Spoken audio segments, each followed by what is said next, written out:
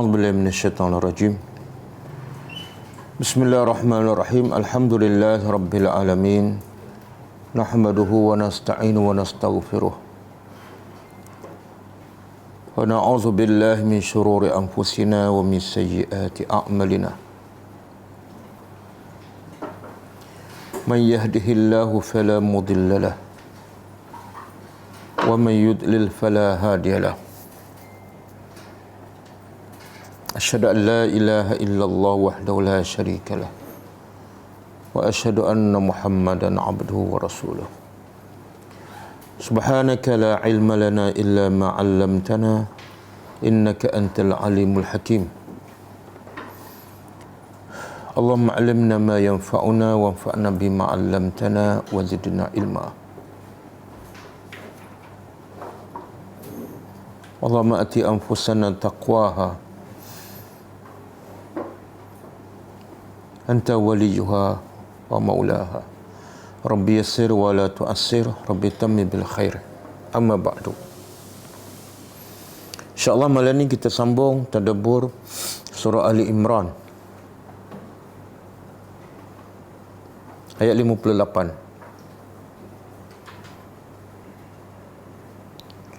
Sebelum tu kita tengok pengajaran ayat yang lepas.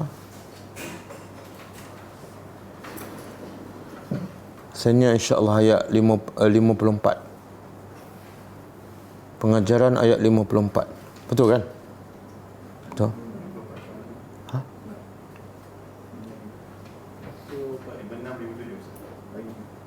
Oh, 56, 57. 54, 55 dah.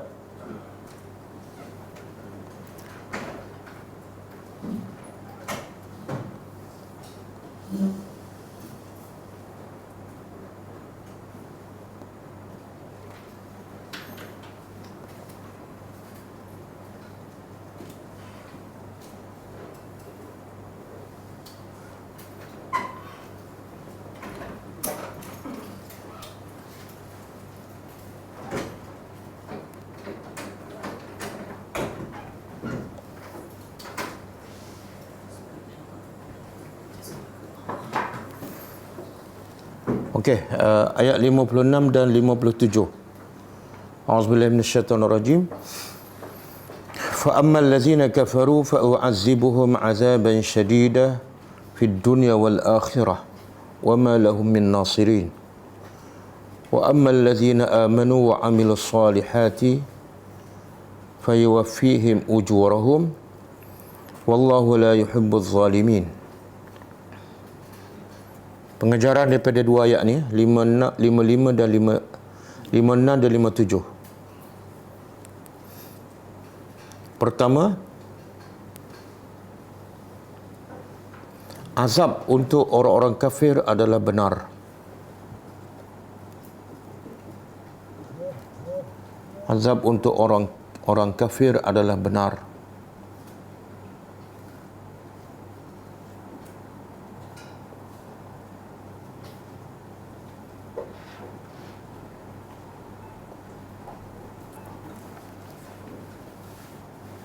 Yang kedua,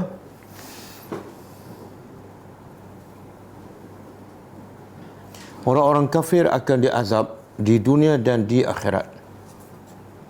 Orang-orang kafir akan diazab di dunia dan di akhirat.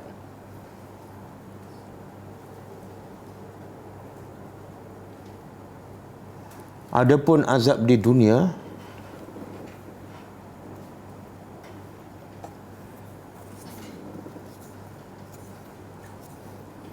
iaitu mereka kalah dalam peperangan,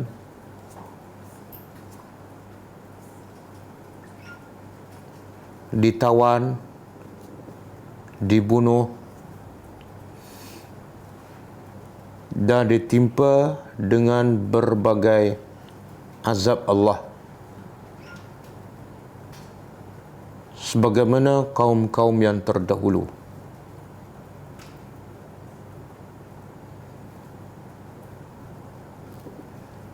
Adapun azab di akhirat, mereka akan dibakar dalam neraka dan kekal untuk selamanya.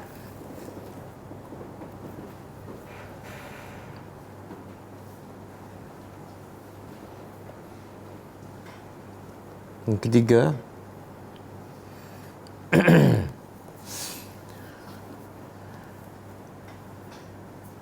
tidak ada satu pun penolong yang boleh menyelamatkan orang-orang kafir daripada azab Allah.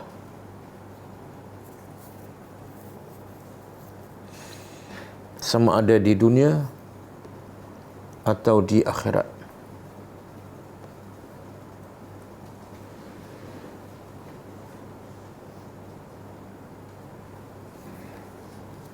Yang keempat,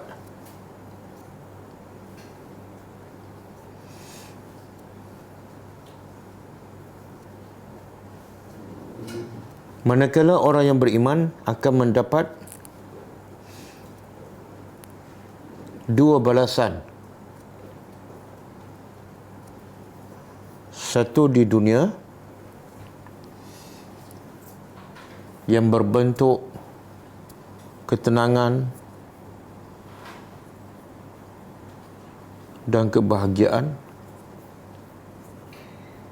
dan kedua di akhirat,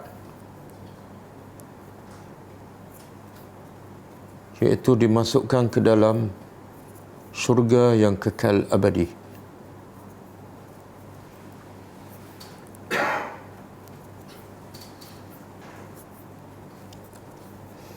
Yang kelima, orang beriman akan mendapat pahala yang sempurna,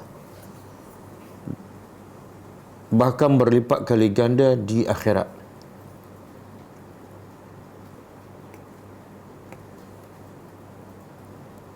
Yang keenam, ganjaran pahala untuk orang beriman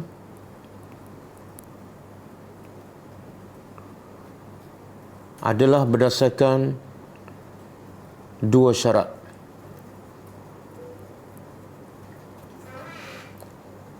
Pertama, beriman kepada Allah.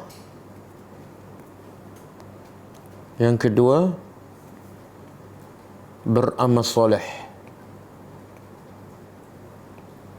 iaitu amalannya selari dengan sunnah Nabi sallallahu alaihi wasallam.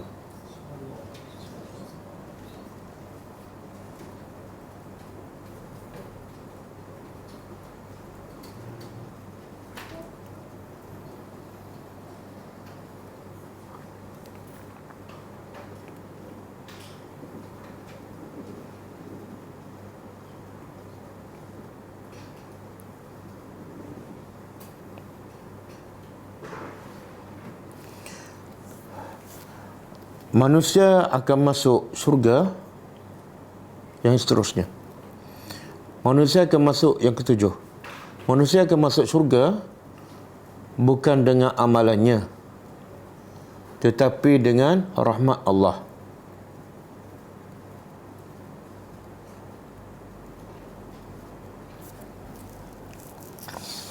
Amal soleh hanyalah sebagai penyebab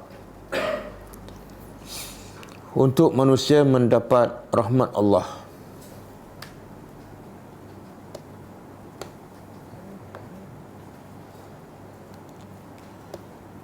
Kerana rahmat Allah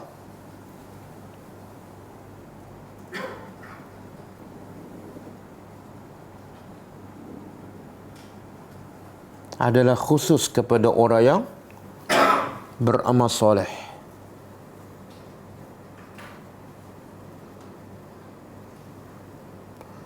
Sebagaimana disebut dalam surah Al-A'raf ayat 56.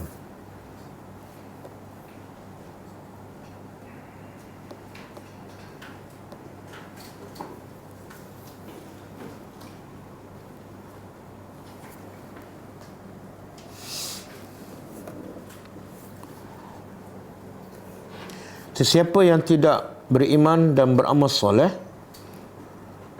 dia adalah manusia yang zalim.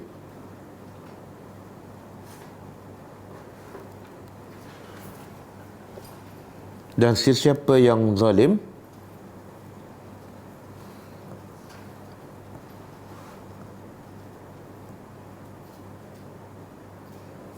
dia tidak akan mendapat cinta Allah.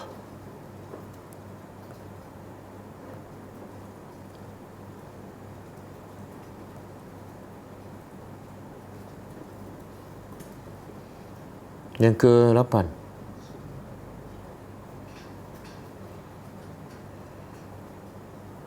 kezaliman adalah dosa besar.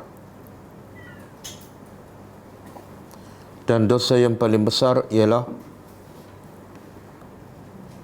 mensyirikkan Allah.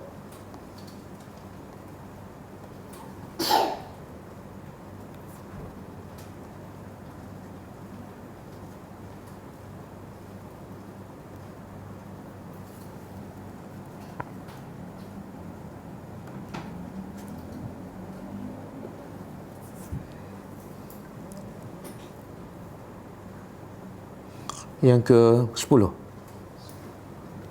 yang terakhir.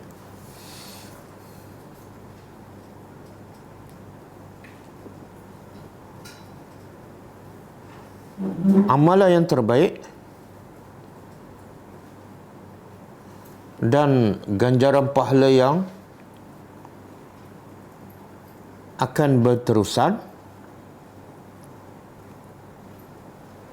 ialah mengajak manusia kepada Allah.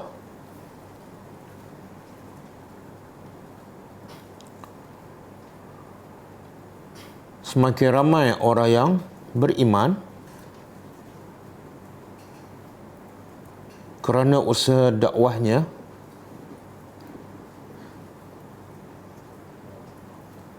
semakin banyaklah pahalanya di akhirat.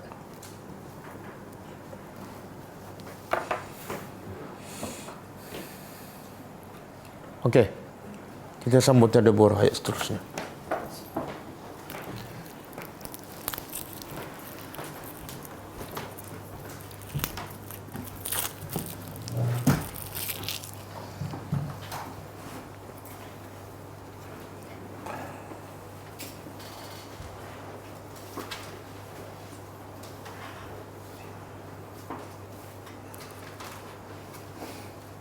Okey, ayat malam ni, ayat 58 adalah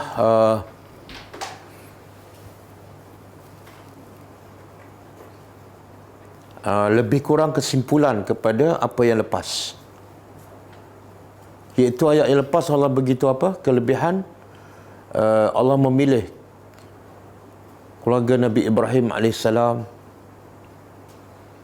keluarga Ali Imran sebagai para Nabi dan para Rasul. Kemudian Allah cerita kisah setiap para Nabi, termasuklah Nabi Zakaria, kemudian keluarga Maryam, ibu Maryam, kemudian cerita pasal Maryam, kemudian cerita pasal Nabi Isa AS.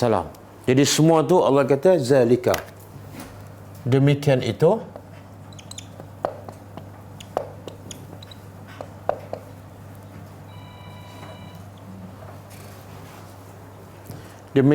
semua cerita-cerita yang disebut sebelum ayat ni. Zalika dalam bahasa Arab menunjukkan apa?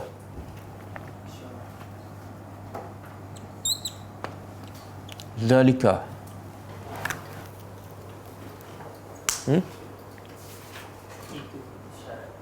itu dia panggil ismu isyarah. Tapi ismu isyarah ni ada dua, satu untuk dekat, satu untuk jauh kan. Kalau ini haza, kalau jauh zalika. Jadi cerita-cerita yang disebut sebelum ni, kisah Nabi Isa, kisah Maryam, kisah Nabi Zakaria, jauh tak daripada ayat ni, ataupun baru saja berlalu. Baru saja berlalu. Kalau baru saja berlalu dan dekat, sepatutnya Allah guna zalika ataupun haza. Ini ataupun itu. Ini kan? Sebab dekat. Tapi Allah guna zalika. Kenapa? Sama juga awal surah Baqarah. Allah kata apa? Alif Lam Mim zalikal kitab. Itulah kitab, iaitu Al-Quran. Sebenarnya Al-Quran tu dekat ataupun jauh daripada kita? Dekat di hati ke dekat di meja kita? Quran tu dekat kan?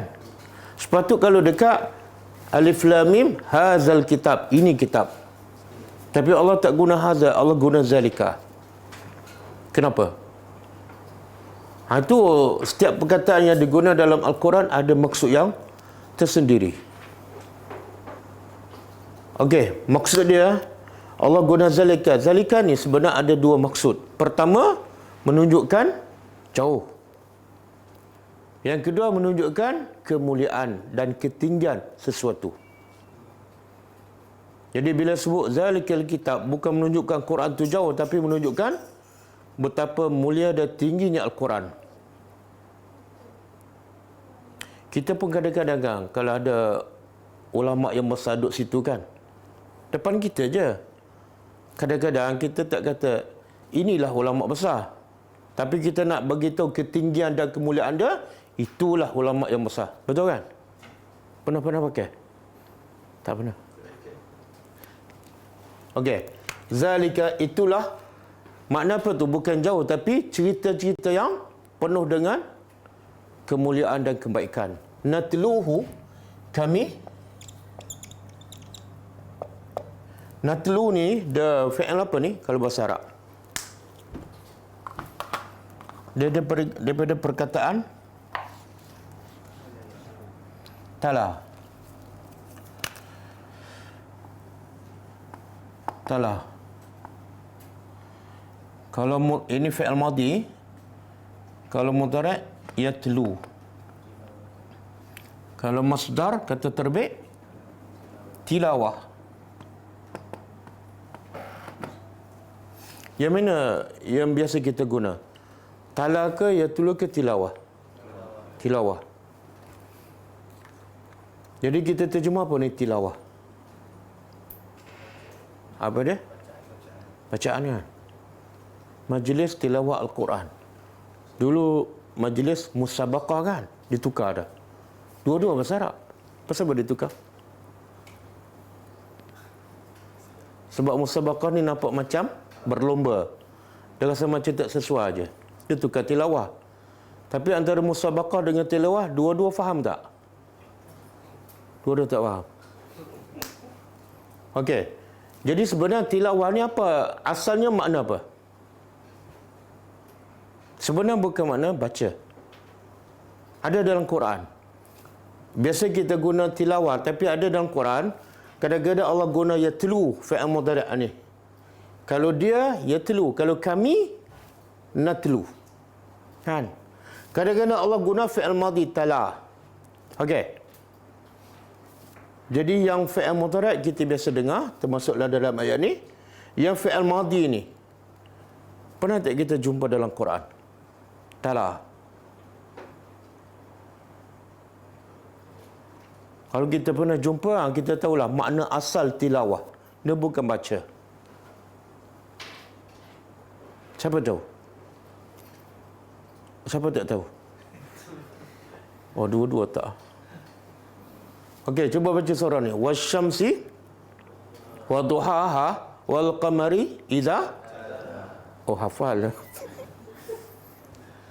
Wasyamsi, demi matahari, wa duhaha, dan waktu duha. Kemudian Allah kata apa? Wal qamari iza talaha, dan demi bulan iza apabila membaca. Bukan. Demi matahari dan waktu duha, dan demi bulan apabila ia mengikuti matahari. Jadi tala-tala tu sebenarnya ikut. Jadi apa kaitan ikut dengan baca? Iaitu tilawah ni sebenarnya baca dan ikut, baru dipanggil tilawah. Kalau baca tak ikut, sebenarnya bukan tilawah. Okey.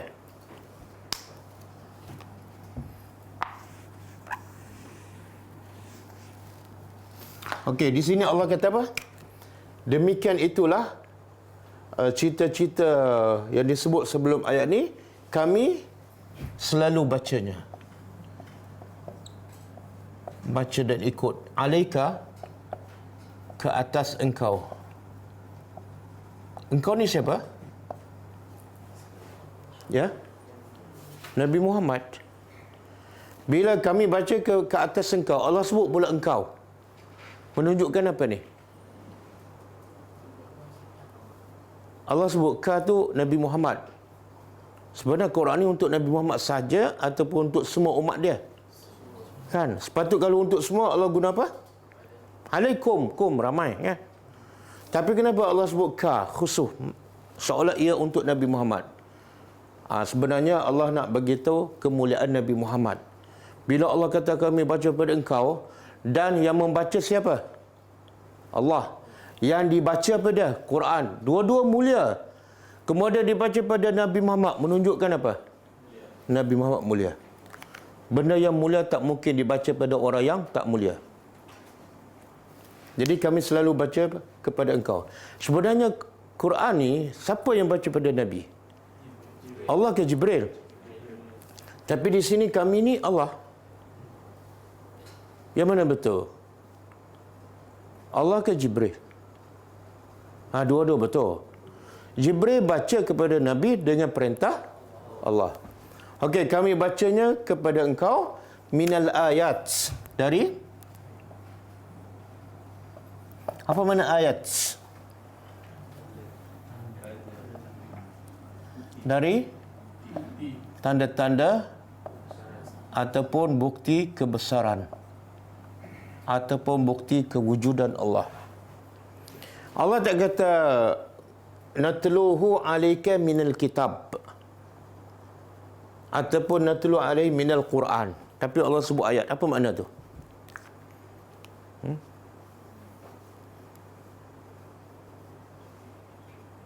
Apa yang Allah nak bagi tahu?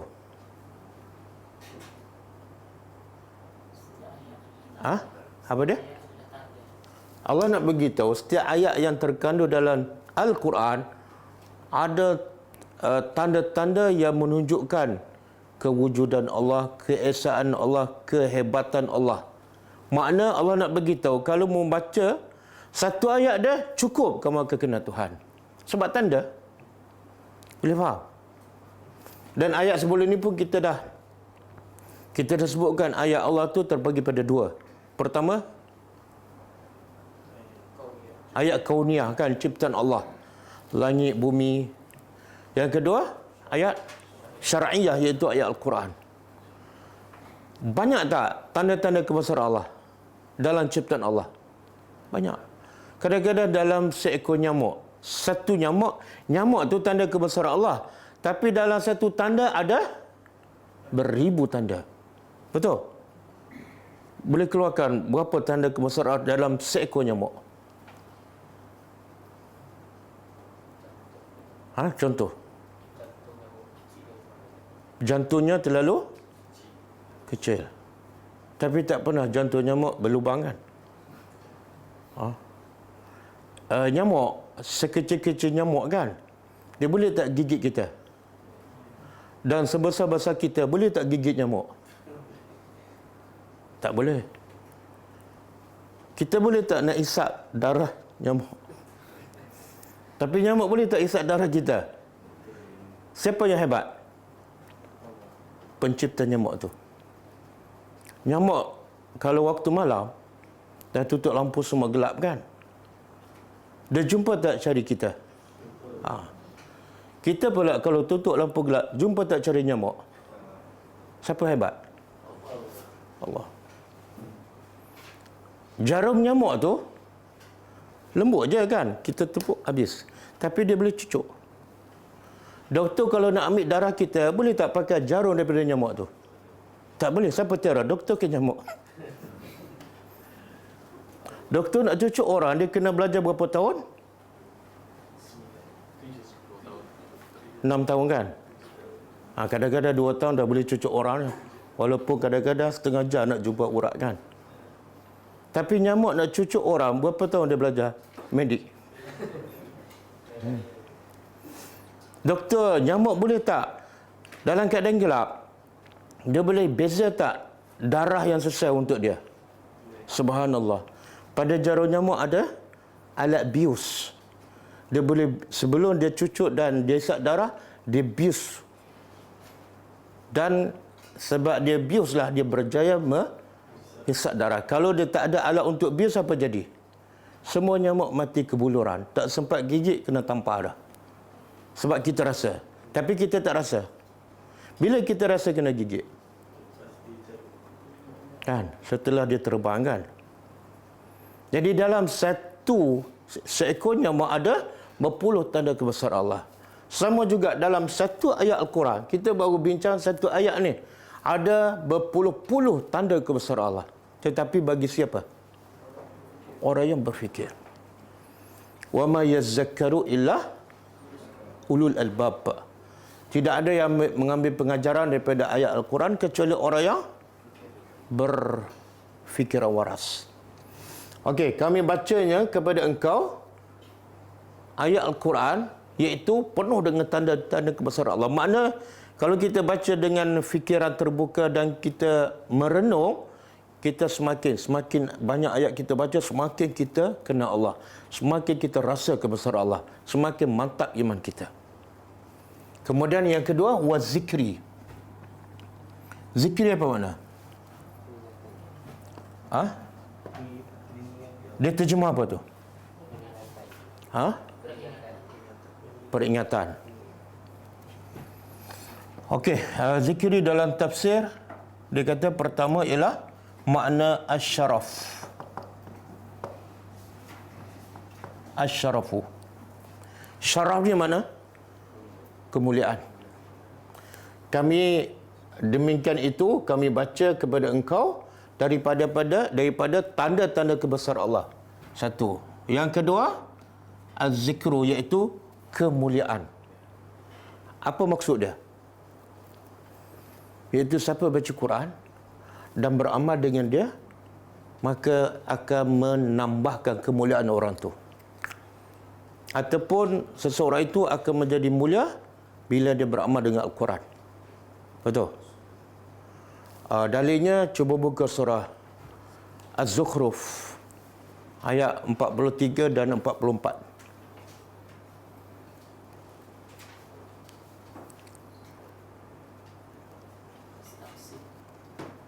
Fastamsik.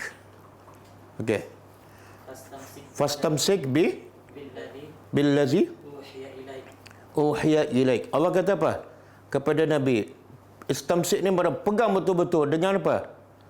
Dengan apa yang diwahyu kepada engkau, iaitu Al-Quran. Pegang betul-betul. Lepas tu?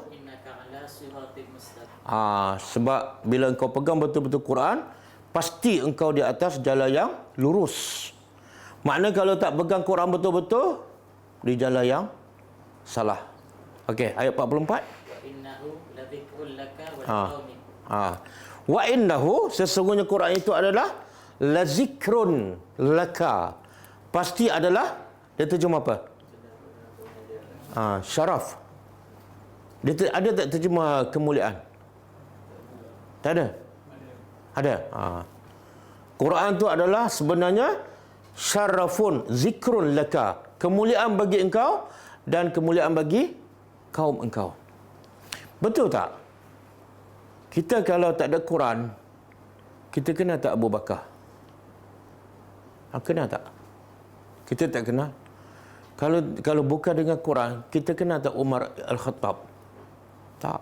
Kalau kita kenal pun dia sebagai seorang yang jahat, garang. Kalau tanpa Al-Quran, kita kenal tak Bilal bin Rabah? Tak ada nilai langsung. Adalah hamba abdi, lepas tu jahil agama kan. Dan semua kaum Nabi Muhammad itu orang Quraisy. Sebelum datang Al-Quran, mereka adalah bangsa yang hina, penyembah berhala, gembala kambing, perompak, perasuah, penzina, pusat pelacuran di Mekah, hina sehinanya.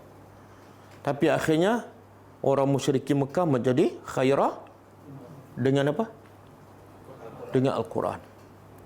Sebab tu apa kata kita Umar yang masyhur? Inna kunna azilla. Sesungguhnya kami dulu adalah kaum yang hina. Fa'azzanallahu bil Islam. Lalu Allah muliakan kami dengan Islam. Famahma ibtaghaina al-izzah bighairihi azallana Allah. Maka selagi mana kita mencari kemuliaan bukan dengan Al-Quran, Allah akan pasti menghina kita. Boleh? Sekarang kebanyakan umat Islam mulia ke hina? Apa punca? Bukan sebab ekonomi. Bukan. Negara Arab kaya tak? Ekonomi hebat tak? Tapi hina. Sebab jauh daripada Al-Quran. Okey, yang kedua. Syarah yang kedua makna dia ialah At-Tazakkur. At-Tazakkur makna dia peringatan. Quran ni bila kita baca, dia tegur kita. Dia ingatkan kita. Okey, Allah kata apa? Dalam surah apa? Wazakir fa inna zikra tanfa'u al-mu'minin. Allah kata berilah peringatan. Kenapa? Sesungguhnya peringatan itu iaitu Al-Quran tanfa'u al-mu'minin, sentiasa memberi manfaat kepada orang beriman. Surah apa? Az-Zariyat ayat 55. Az-Zariyat ayat 55. Wa zakir fa inna zikra tanfa'u. Subhanallah. Ada tak dalam Quran kita jumpa ayat makanlah sebab makan itu memberi manfaat pada kamu? Ada jumpa tak ayat? Tak ada. Ada tak kita jumpa ayat nikahlah, kahwinlah sebab perkahwinan itu memberi manfaat pada kamu? Tak ada. Yang ada apa dia? Berilah peringatan sebab peringatan memberi manfaat kepada bukan semua orang, hanya orang yang beriman. Jadi siapa yang baca Quran, siapa yang hafal, siapa yang belajar tapi tak rasa manfaat, menunjukkan dia bukan beriman. Okey. Yang ketiga, az-zikru yang ketiga makna apa? Zikrullah. Berzikir pada Allah. Allah sebut apa dalam surah An-Nisa ayat 103? Fa iza qadaytumus salah fazkurullaha qiyaman wa qu'udan wa ala junubikum. Bila kamu selesai salat, fazkuru. Mana ingatlah Allah, sebutlah Allah dalam keadaan berdiri, duduk dan baring. Okey. Dan sebab itulah zikir yang paling afdal apa dia? Apa dia? Dengan Al-Quran? Mana lebih afdal? Zikir la ilaha illallah dengan zikir tadabbur Al-Quran. Tadabbur Al-Quran. Sebenarnya la ilaha illallah itu ialah mana mungkin kita mentauhidkan Allah tanpa kita faham Al-Quran. Betul? Sebab itulah zikir yang terbaik ialah Quran. Okey. Jadi kita terjemah apa di sini? Demikian itulah kami bacanya kepada engkau daripada tanda-tanda yang menunjukkan kebesaran Allah, dan kami juga baca satu benda yang menjadikan engkau mulia ataupun satu benda yang sentiasa mengingatkan engkau kepada akhirat ataupun satu benda yang mendorong engkau untuk berzikir pada Allah. Dan tengok sini terjemah dia 1 hingga 3. Al-Hakim yang Hakim apa dia?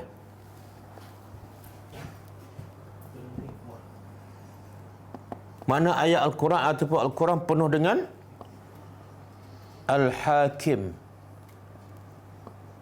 Al-Muhkam,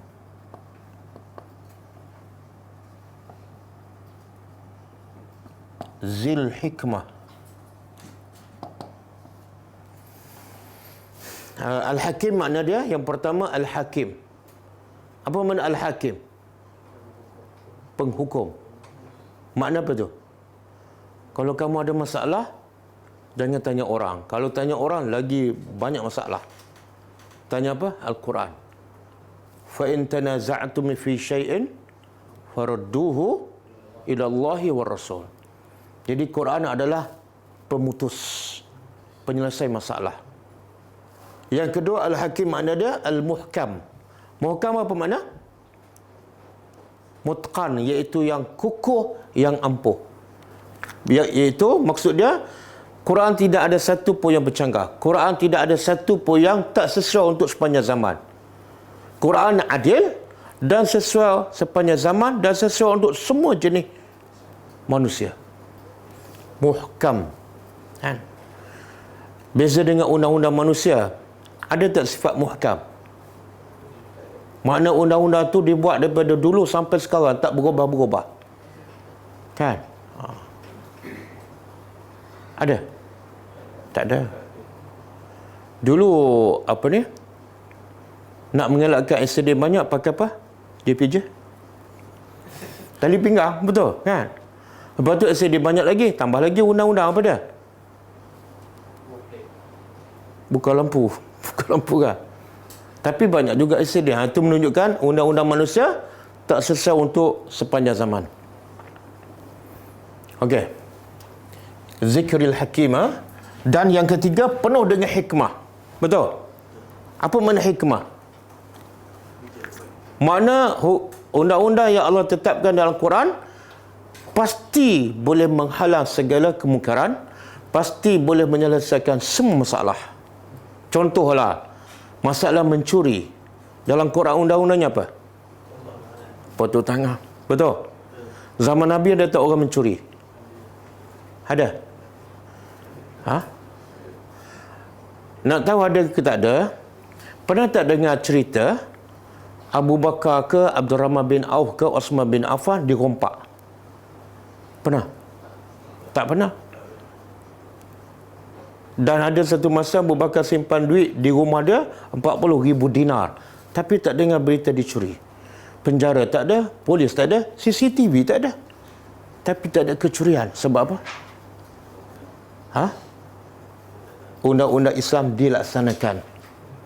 Orang tak berbaloi dapat 1 juta hilang tangan. Okey tak? Siapa nak? Saya bagi 1 juta potong tangan. Tapi sekarang saya tak masalah mencuri, rasuah, salah guna kuasa, saham bagi pada korang ni. Selesai tak masalah? Tak selesai. Sebab undang-undang manusia tidak ada kebijaksanaan. Okey. Kemudian habis inna yang penuh hikmah. Inna, sesungguhnya masalah perumpamaan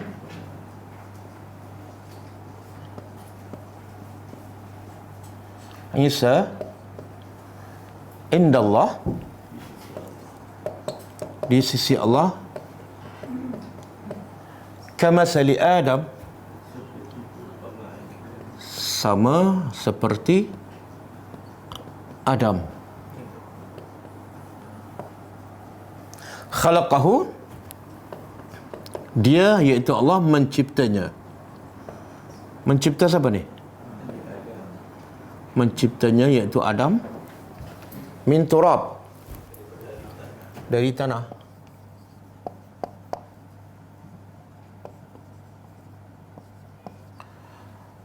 Semua. Kemudian qal, dia berkata iaitu Allah, lahu, kepadanya. Kepada apa ni? Kepadanya, kepada tanah. Kun, jadilah kamu manusia. Jadilah kamu. Fayakunu, maka jadilah. Okey. Apa maksud ayat ni? Sesungguhnya Nabi Isa di sisi Allah sama dengan Adam. Sama dari segi apa? Allah cipta Adam daripada tanah dengan perkataan kun fayakun. Allah cipta Nabi Isa AS daripada tanah ke daripada apa? Ha? Tapi bukan daripada tanah kan? Bukan kan? Yang dicipta daripada tanah Nabi Adam je. Kita semua daripada air mani kan? Jadi sama dari segi apa ni? Iaitu bukan seperti kebiasaan manusia. Biasa manusia dicipta melalui proses perkahwinan suami isteri kan? Betul kan? Adam tak ada proses. Proses tersebut ada, mau apa tak ada. Nabi Isa pun tak ada. Betul? Dan Nabi Isa samanya apa? Allah kata pada kun fayakun. Jadilah Nabi Isa. Okey. Jadi sebenarnya apa yang Allah nak beritahu? Okey, sebab nuzul. Kita tengok sebab turun ayat ni ialah wafdu daripada Najran, iaitu orang Nasrani. Dia datang rombongan mereka ke Madinah pada tahun 9 Hijrah. 9 Hijrah ni banyak rombongan luar datang ziarah Madinah, ziarah Nabi. Sebab apa? Sebab itu kemuncak Islam menang. Bila Islam menang, Islam kuat, semua pakat nak datang ziarah. Biasa kan? Bila kawan tu dapat kuasa, baru datang nak apa? Nak mengampu kan? Sebab itulah tahun ni dia panggil Amul Wufud. Tahun rombongan datang daripada luar. Dan sebab itu kata ulama, tahun ni Nabi tak pergi haji. Sedangkan kota Mekah dibuka dah.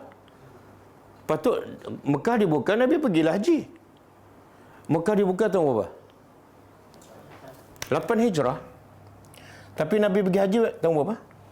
10 Hijrah. Sepatut lepas dibuka tahun 8, tahun 9 Nabi pergilah haji. Tapi Nabi tak pergi tahun ni. Nabi hantar para sahabat dan diketuai oleh Abu Bakar. Kenapa Nabi tak pergi? Sebab kata ahli sirah, sebab Nabi disibukkan pada tahun 9 Hijrah dengan rombongan-rombongan luar datang. Termasuklah wafdu daripada Najran, iaitu sekumpulan orang Kristian. Mereka datang buat apa ni? Tak nak membantah. Nak membantah apa yang Nabi ajar kepada manusia, iaitu Nabi Isa adalah hamba Allah. Fahaman Kristian apa dia? Nabi Isa sama ada mereka kata anak Tuhan ataupun Tuhan. Kan? Jadi mereka bukan nak beriman, tapi datang nak berlawan hujah ataupun membantah. Nabi pun ini antara hujah yang Allah suruh Nabi sampai pada orang Kristian. Apa dia? Iaitu Nabi Isa di sisi Allah sama dengan Adam. Jadi hujah ni sebenar bagi penampar kepada orang Kristian. Kalau dia ada pipi, dia rasalah. Apa dia? Dia kata, apa hujah mereka yang mengatakan Nabi Isa tu adalah Tuhan? Apa hujah mereka? Tak ada? Tak ada bapa. Bila tak ada bapa, anak Tuhan. Maka Allah pun jawab, kalau hujah kamu Nabi Isa adalah Tuhan sebab tak ada bapa, Isa dengan Adam sama. Bahkan Adam lagi hebat. Sebab Adam dilahirkan tanpa mak dan bapa. Lagi patut kamu dakwa Adamlah Tuhan. Siapa lebih hebat? Adam ke Nabi Isa? Kalau hujah kamu Isa Tuhan ataupun anak Tuhan sebab tak ada bapa, maka sepatut kamu guna hujah yang sama, dakwalah Adam adalah Tuhan. Tapi semua sepakat Adam bukan Tuhan. Adam adalah manusia. Makna apa tu? Mereka tak ada hujah. Mereka hanya ikut hawa nafsu.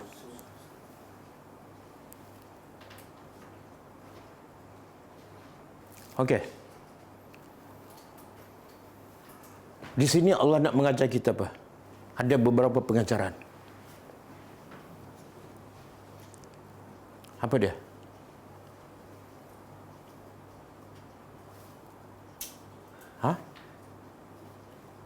Sekarang Allah nak ajar Nabi apa ni? Berhujah dengan siapa? dengan orang kafir. Yang Nabi bawa tu daripada Allah. Bila bawa daripada Allah, pasti betul tak? 100% betul. Dan yang Kristian cakap tu bukan daripada Allah, pasti salah 100%. Apa perlu lagi hujah? Sepatutnya apa dia? Kalau kita kata apa? Tak ada faedah berhujah dengan apa ni, buang masa. Betul? Tapi Allah suruh Nabi berhujah. Pengajarannya apa?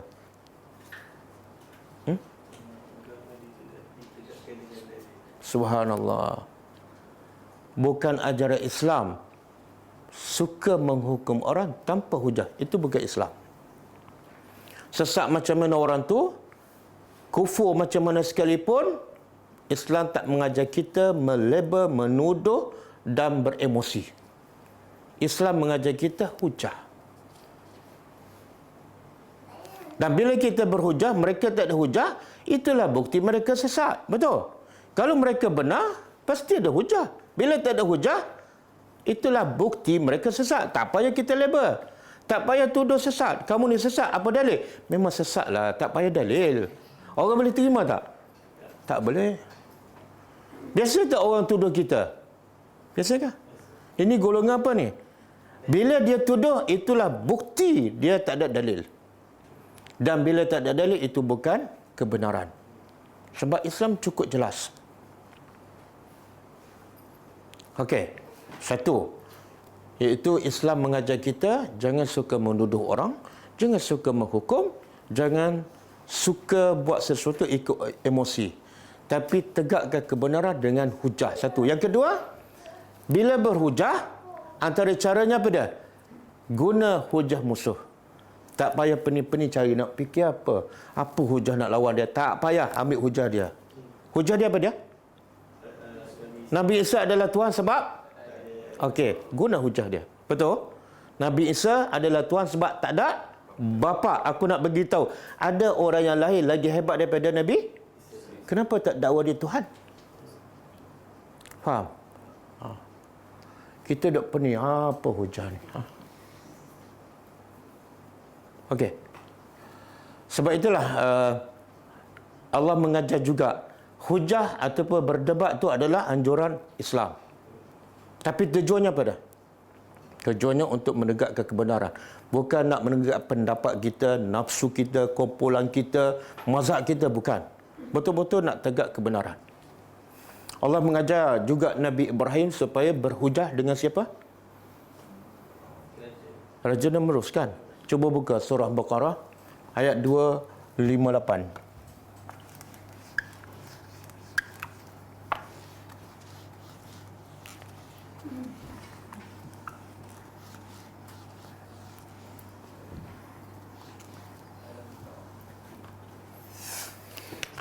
Apa dia Allah kata?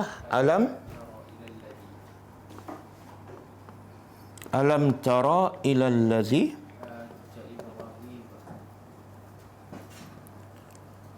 haja Ibrahim fi rabbih an atahu Allahu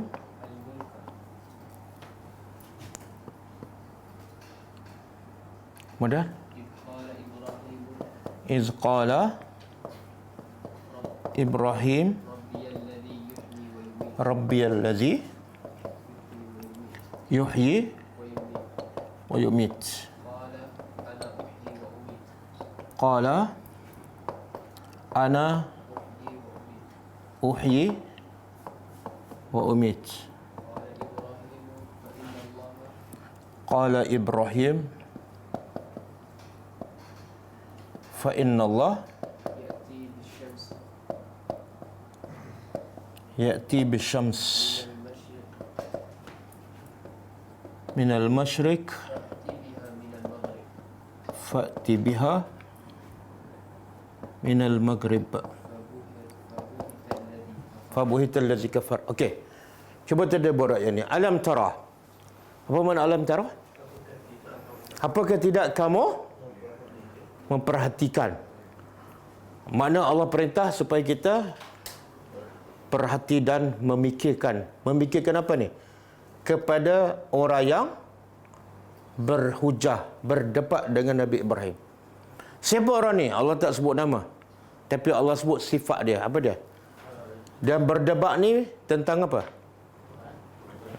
Tentang, jadi daripada dulu sampai zaman Nabi Muhammad, perdebatan yang paling jelas ialah hanya tentang Tuhan je, iaitu satu beriman, satu kufur. Betul? Tak ada perdebatan yang ketiga, yang keempat. Tapi sekarang perdebatan tu dah semakin apa? Bukan pasal beriman dengan tak beriman, pasal dua-dua beriman dengan Allah, tapi dua-dua satu kata Tuhan ke atas, satu kata Tuhan. Akhirnya kita berdebat bukan dengan orang kafir, kita berdebat dengan sama-sama mengaku beriman dengan Allah. Pelik tak? Pelik. Sebab tu zaman Nabi tak timbul, tak ada orang musyrikin pun tak persoalkan, sahabat Nabi pun tak persoalkan di mana Allah. Tak timbul langsung. Orang musyrikin pun tak tanya, Allah ni muka macam mana. Tak timbul langsung soalan tu.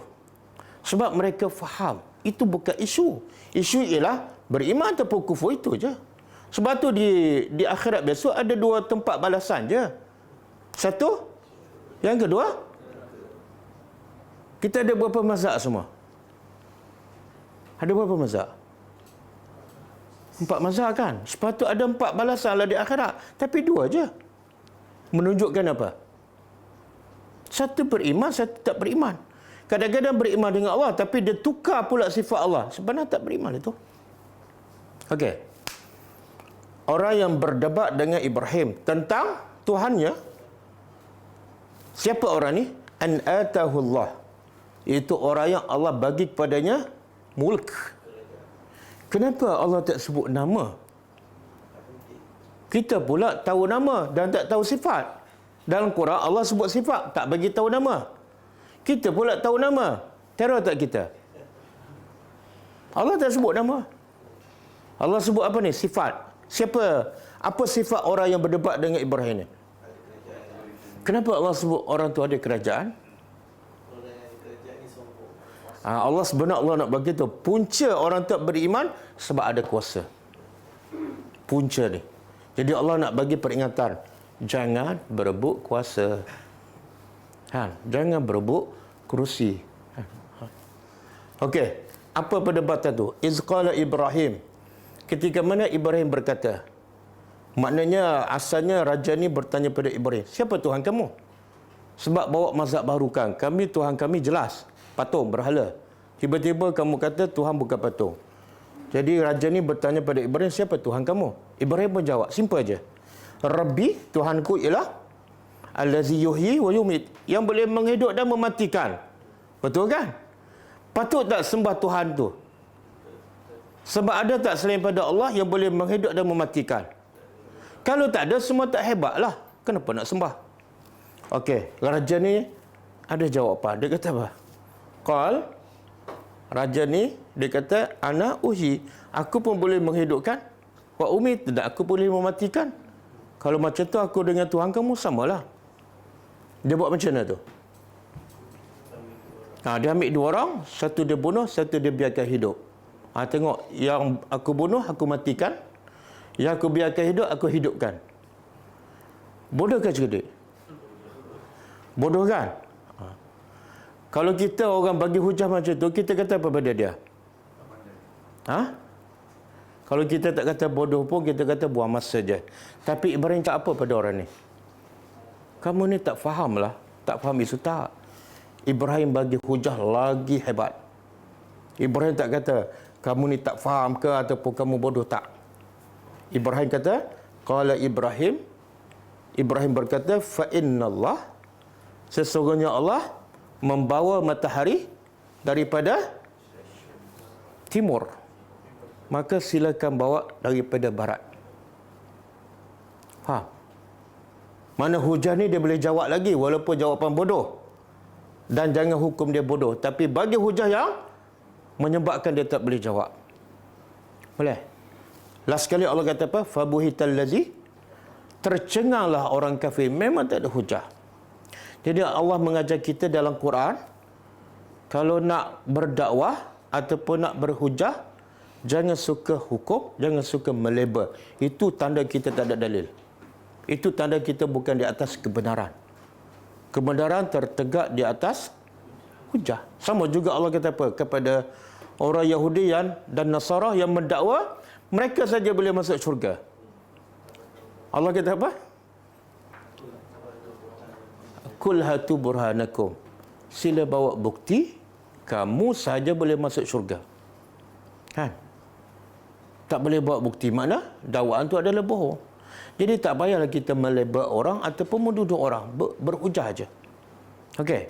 Kalau dia kata kita sesat, bagilah dalil. Kenapa tembak daripada jauh, datang dekat-dekat?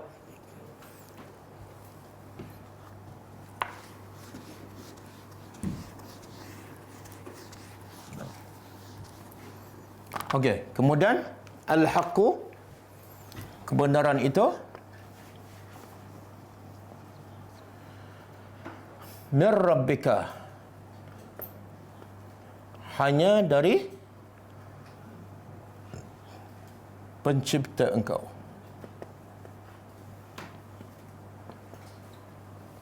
Fala takunanna, maka janganlah engkau menjadi minal mumtarin, daripada orang-orang yang ragu. Okey. Ayat pendek je, tapi menjadi kaedah ataupun dasar kepada Islam. Apa dia? Kalau nak tahu Islam, tengok apa sumbernya. Sebab Allah kata apa? Kebenaran tu ialah daripada, makna apa tu? Allah kata kebenaran daripada Tuhan engkau. Makna apa tu? Kalau nak cari kebenaran, hanya ambil daripada Tuhan. Dan kalau kamu cari kebenaran bukan daripada Tuhan ataupun cari selain daripada Allah, confirm dia bukan benar. Boleh faham? Kalau daripada Rasul, benar tak? Kan Allah kata daripada Tuhan engkau. Kenapa daripada Rasul juga benar? Sebab Rasul yang, apa yang Rasul cakap, sama ada perkataan ke perbuatan, semua adalah wahyu. Dalilnya?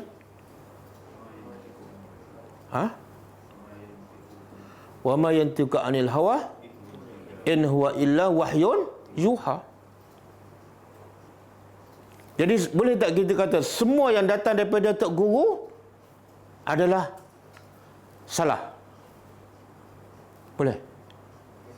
Boleh? Kalau boleh, ulang sekali lagi. Betul ke salah? Kalau kita kata semua yang datang daripada manusia adalah salah.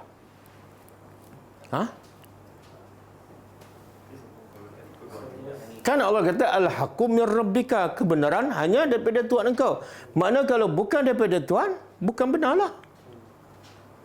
Ustaz memang dia cakap benar. Kalau dia benar, itulah daripada Allah. Kebetulan dia cakap itu memang benar dan itulah daripada Allah. Boleh faham? Dalilnya apa? Buka surah Yunus ayat 33.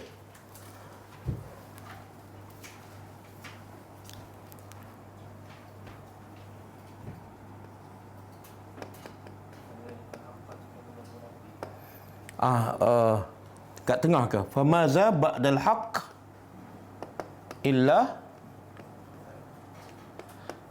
ad-dalal. Okey. Sorry, 32. Ada kan? Cuba tengok terjemahan. Allah kata apa? Maka tidaklah selepas al-haq kecuali sesat. Al-haqqu min rabbika. Kemudian Allah juga berkata, tidaklah ada selepas kebenaran melainkan mesti sesat. Dia dua aja, satu hak, satu sesat. Betul? Kalau ada orang kata, macam mana nak lembutkan hati anak? Dia kata ambil uduk, lepas tu air yang basuh tangan hingga ke siku. Mak lah, bapa tak boleh. Wuduk daripada mak. Mak bila dia basuh air ke siku tu, tadah, kemudian minum. Satu air daripada siku je, yang kedua daripada mak sahaja. Kemudian bila dah lembut, jangan minum lagi. Kalau minum, keras balik.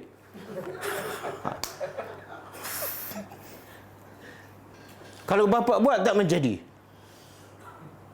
Hak ke dolal? Sebab, ini ustaz cakap ni. Ustaz famous. Hak ke dolal? Sebab apa? Bukan daripada Allah. Bukan daripada Allah. Sesat. Tapi ramai tak ikut. Kalaulah air wuduk boleh melembutkan, Nabi pertama, air wuduk mak dengan air wuduk Nabi, mana lebih berkat? Maka Nabi lah orang pertama, air wuduk dia bagi minum pakcik dia Abu Talib. Betul? Bagi pula Abu Jahal, bagi pula senang kerja dakwah, tak payah hijrah ke Madinah. Betul? Okey. Dan saya nak tanya ni, apa hukum kita termasuk golongan mumtarin? Kita ragu pada Quran. Apa hukum? Haram. Sebab Allah larang. Jangan. Dan ramai tu orang Islam yang ragu-ragu pada Al-Quran. Ataupun semua manusia. Ramai tak yang ragu-ragu pada Al-Quran? Ramai. Berapa ramai? Berapa ramai? Nisbah. Dalam 1000 ni mumtarin berapa? 999 mumtarin. Yang yakin satu je. Ini al-muqinun.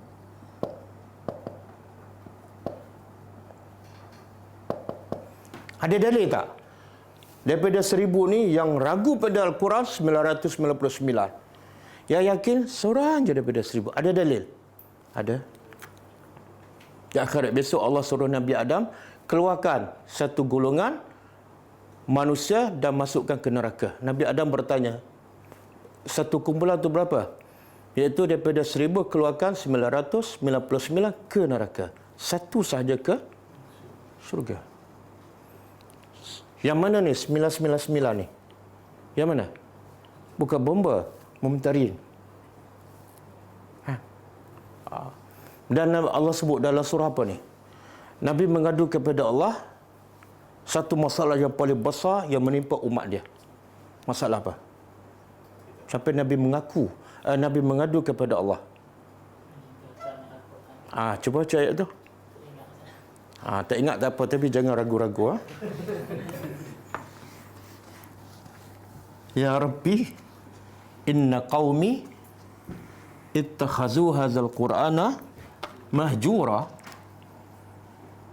wa qala ar-rasul ya Rabbi inna qaumi ittakhazu hadzal qur'an mahjura. Surah apa ni? Furqan. Ayat 30. Allah kata apa? Allah rakam apa yang diadu oleh Nabi kepada Allah. Apa dia? Rasul berkata, Ya Rabbi, wahai Tuhanku, inna qaumi, sesungguhnya umatku, ittakhazu, menjadikan Quran ini sebagai mahjura. Apa makna mahjura? Yang ditinggalkan. Kenapa dia tinggal? Sebab dia mumtarin, sebab dia ragu-ragu. Siapa ni? Kata Ibn Qayyim, yang menjadikan Quran mahjura, pertama yang tak baca Quran langsung. Yang kedua, yang baca tapi tak faham, termasuk mumtarin. Kalau dia tak ragu, mesti dia nak tahu apa makna, sebab itu adalah kebenaran. Mesti dia nak tahu dan mesti dia ikut. Itu tak ragu. Bila setakat nak baca saja dan tak nak tahu makna, dia ada tak keraguan? Allah kata apa? Zalikal kitabu la, sedikit pun tak ada keraguan. Macam mana kamu tak nak faham ayat Allah? Mesti ada keraguan. Kan? Yang ketiga, yang jenis-jenis ragu ni. Yang pertama tak baca langsung, yang kedua baca tapi tak faham, yang ketiga baca, faham tapi tak amal. Itu termasuk yang ragu. Yang keempat, baca, faham, amal tapi tak sampaikan. Kenapa kamu tak sampaikan? Mesti kamu ragu-ragu. Kalau kamu yakin Quran benar, kamu mesti nak kongsi kepada orang lain. Yang kelima, yang ragu-ragu ialah yang tidak berhukum dengan hukum Al-Quran. Sama ada dia pemerintah ke, ataupun dalam kelompok yang kecil. Dan yang keenam, yang ragu-ragu ataupun menjadikan Quran mahjura ialah bila dia sakit ke, dia tipu musibah, dia tak cari Quran. Dia tak baca, dia tak ruqyah dengan Al-Quran. Sikit-sikit cari doktor, sikit-sikit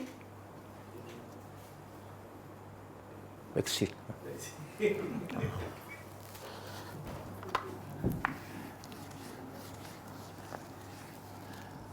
Okey. Semoga Allah jauhkan kita daripada sifat syak ragu-ragu. Okey, faman hajaka. Saya nak bagi contoh analogi lah. Kita ada tak ragu-ragu bahawa makanan itu menyihatkan badan kita dan memastikan kita hidup lebih cergas? Ada tak keraguan? Tak ada. Apa bukti kita tak ragu? Tak pernah satu hari kita tak makan, betul? Lapar je makan, betul? Okey. Cuba banding keyakinan kita pada Quran dengan keyakinan kita pada makan. Kita yakin pada makan sampai kita tak pernah tak makan. Dan jarang sekali kita terlewat makan. Tapi keyakinan kita pada Al-Quran, satu hari kita baca berapa banyak? Dan yang kita baca pula, berapa banyak yang kita faham dan berapa banyak yang kita amalkan.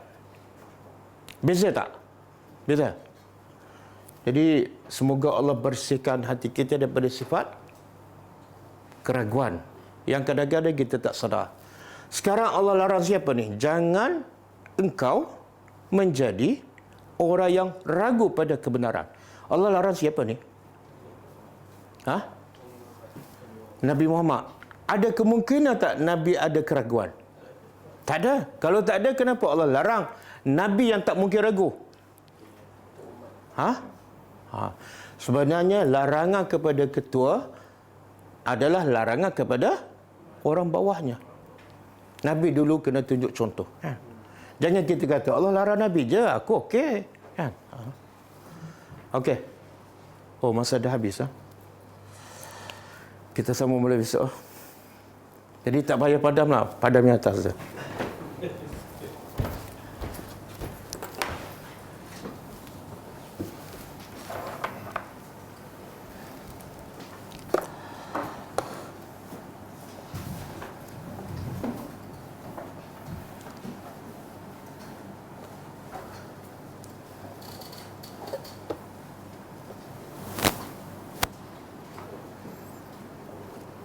Okey, kita baca sikit buku 72 doa dan zikir harian.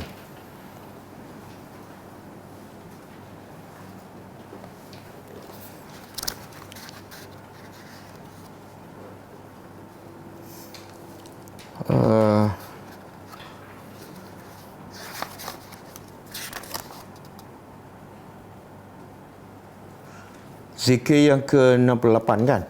Muka surat 55. Zikir 66 dah hafal lah? Dah hafal dah? Dah hafal? Kalau tak hafal tak boleh masuk zikir seterusnya. Sebab kita setiap hari mesti ada dua keadaan je. Sama ada keadaan yang berbentuk nikmat, maka kita bacalah doa 66. Betul? Ataupun dalam keadaan kita ditimpa musibah ataupun benda yang kita tak suka, baca zikir 67. Mesti salah satu daripada dua keadaan. Tak mungkin tak ada salah satu daripada dua. Jadi makna zikir ni kena sentiasa baca. Jadi kalau kita tak hafal, sangat besar kerugiannya. Okey, zikir 68. Zikir harian yang besar ganjarannya. Subhanallah walhamdulillah wa la ilaha illallah wallahu akbar. Maha suci Allah dan segala puji bagi Allah, dan tiada Tuhan yang berhak disembah melainkan Allah, dan Allah Maha besar. Kita dah hafal ni. Subhanallah walhamdulillah wala ilaha illallah wallahu akbar. Apa kelebihannya? Satu, kalimah yang paling dicintai oleh Allah Ta'ala.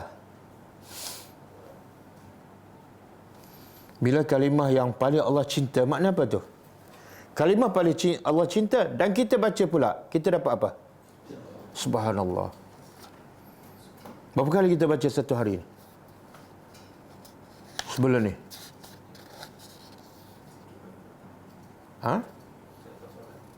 Selepas solat. Tapi zikir ni tak sebut waktu. Dia zikir ada terikat dengan waktu, macam zikir pagi petang, zikir selepas makan kan, tak boleh baca waktu lain. Dah ada zikir bebas, tak terikat dengan waktu dan tempat, seperti zikir ni. Subhanallah walhamdulillah wala ilaha illallah wallahu akbar. Yang kedua, kelebihannya kalimah yang lebih dicintai oleh Rasulullah daripada terbitnya matahari. Subhanallah. Sebab itulah kita pernah dengarkan, saya pernah sebut kisah Rabi'ah bin Ka'ab Al-Aslami kan. Dia berkhidmat untuk Nabi daripada pagi sampai malam dan tak ada elang. Dia kata Rabi'ah bin Ka'ab Al-Aslami, lepas aku berkhidmat lepas solat Isya, macam Nabi masuk rumah lah. Tapi Ka'ab ni, Rabi'ah duduk kat mana? Duduk depan pintu rumah Nabi. Untuk apa ni? Dah habis kerja balik dah. Tak, dia duduk depan pintu rumah. Sebab dia kata, aku takut-takut Nabi ada keperluan. Kan dulu mana ada bilik air dalam rumah, mana ada pipe kan. Bila Nabi ada keperluan, Nabi kena keluar. Jadi aku sentiasa bersedia untuk berkhidmat 24 jam.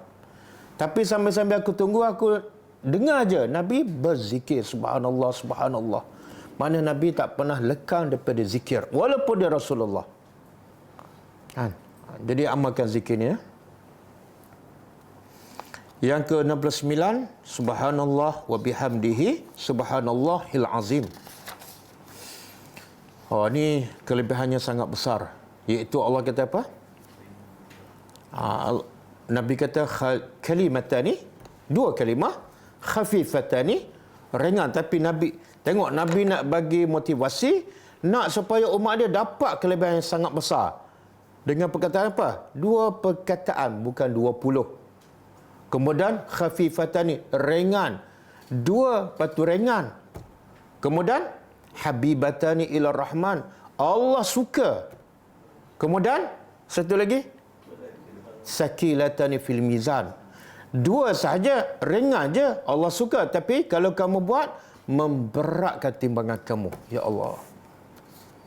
Apa dia? Subhanallah wa bihamdi, satu perkataan. Yang kedua, subhanallahil azim. Kita kalau bos kita katakan, kalau kamu baca ucapan ni, aku akan bagi bonus setiap hari. Berapa kali kita baca?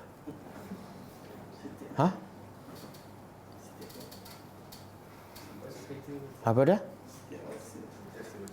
Ataupun kita cakap pada isteri lah, kita ni memang kaya pemurah kan. Macam-macam kita boleh bagi pada isteri. Kita kata pada isteri, kalau kamu baca perkataan ni, sebut selalu perkataan ni paling saya suka dan hadiah sangat lumayan. Agak berapa kali isteri kita baca? 24 jam kan? Sampai tak sempat nak masak. Kenapa tak masak? Kan abang cakap yang ni yang abang suka kan? Tapi bila Allah je beritahu, kadang-kadang satu hari terlupa nak sebut. Betul? Terlupa. Bangun pagi, ya Allah tak. Kadang-kadang kalau ingat pun tak sempat 10 dah masuk benda lain dah. Kan? Tak sempat 10, kadang-kadang tak sampai 20. Subhanallah. Okey, boleh Okey, sekarang baca 10 kali. Ikhlas bukan sebab saya suruh. Subhanallah wa bihamdihi subhanallahil azim. Subhanallah wa bihamdihi subhanallahil azim. Subhanallah wa bihamdihi subhanallahil azim. Subhanallah wa bihamdihi subhanallahil azim. Subhanallah wa bihamdihi subhanallahil azim. Subhanallah wa bihamdihi subhanallahil azim. Subhanallah wa bihamdihi subhanallahil azim.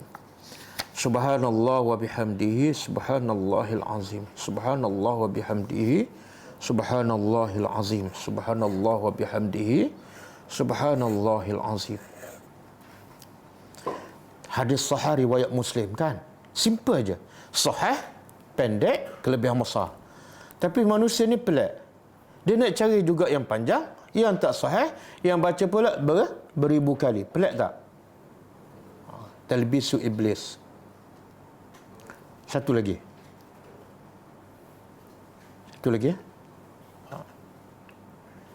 Kita nak tak kalau rumah kita, depan rumah kita, orang tanam macam-macam pokok. Pokok-pokok cantik, buah-buahan, nak tak? Percuma. Nak? Kalau di syurga, kita nak tak? Depan istana kita penuh dengan pokok-pokok taman-taman yang indah. Nak tak? Nak. Macam mana cara dia? Nak perbanyakkan. Semua orang suka kan kalau depan halaman rumah dia kebun-kebun pokok-pokok, betul tak? Ada setengah orang tu bertanam pokok depan sampai tak nampak pintu masuk. Ada. Okey. Cara kita nak perbanyakkan pokok-pokok di taman syurga kita ialah baca zikir ni. Subhanallahil azim wa bihamdihi. Maha suci Allah yang maha agung dan pujian untuknya.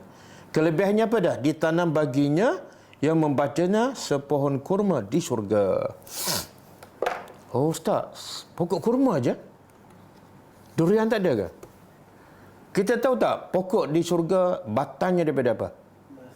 Subhanallah, emas. Kita nak kumpul seketul emas kan? Kadang-kadang umur dah tua. Itu pun simpan dalam peti, tak pakai-pakai pun kan? Ini Allah nak bagi apa ni? Satu istana emas, pokok pun batangnya emas. Jadi perbanyakkan zikir ni. Okey, sekarang kita tanam pokok 10 dulu malam ni. Subhanallah, subhanallahil azim wa bihamdihi. Subhanallahil azim wa bihamdihi. Subhanallahil azim wa bihamdihi. Subhanallahil azim wa bihamdihi. Subhanallahil azim wa bihamdihi. Subhanallahil azim wa bihamdihi. Subhanallahil azim wa bihamdihi. Subhanallahil azim wa bihamdihi. Subhanallahil azim wa bihamdihi. Subhanallahil azim wa bihamdihi. Dia kalau dah cinta akhirat akan tak ada masa yang akan dibuangkan. Kadang-kadang tengah memandu, boleh tak baca zikir ni? Kadang-kadang tengah tunggu kawan. Kawan lewat setengah jam, satu zikir tak keluar. Duk kutuk. Janji apa dia tak pernah tepat. Okey, kita cukup setakat ni. Semoga insya-Allah kita jumpa lagi malam besok. Kita tutup dengan membaca tasbih kafarah. Subhanakallahumma wa bihamdika asyhadu an la ilaha illa anta astaghfiruka wa atubu ilaik. Assalamualaikum warahmatullahi wabarakatuh. كتاب الله ترق جنانه وتنل